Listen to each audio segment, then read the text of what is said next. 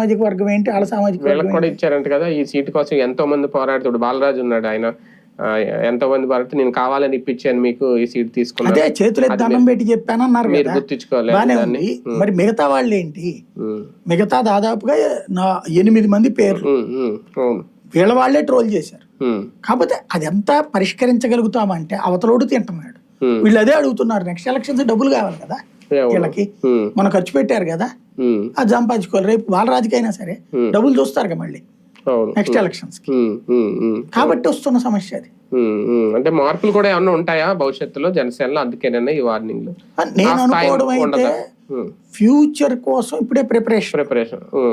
ఇప్పుడు ఇట్లా ఇదిగో చూసారా, నేనైతే మందలించాను, చంద్రబాబు గారు పట్టించుకోవాలా, నేనైతే కంట్రోల్ చేశాను అవినీతిని, నా పార్టీలో అవినీతి లేదు, ఉన్నా ఎవడన్నా తప్పు చేసినా పిలిచి మందలించాను, మీరు అందరే సాక్ష్యం, వాళ్ళు చూడండి చేయలేదు, కాబట్టి నేను భవిష్యత్తులో చెప్పచ్చు కదా.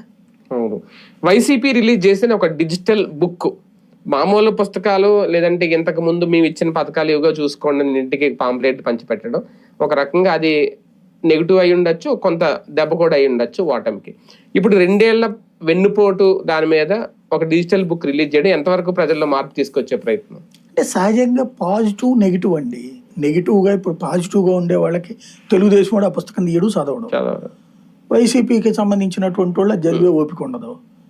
కాకపోతే బయట జనానికి చెప్పుకోవడానికి ఒక టాపిక్ ఉంటుంది, వీళ్ళ సోషల్ మీడియా ప్లాట్ఫామ్లో చర్చకి, ప్లస్ వీళ్ళు ఇప్పుడు అనేక మంది ఇన్ఫ్లుయెన్సర్లను తయారు చేసుకునే ప్రయత్నంలో ఉన్నారు కదా.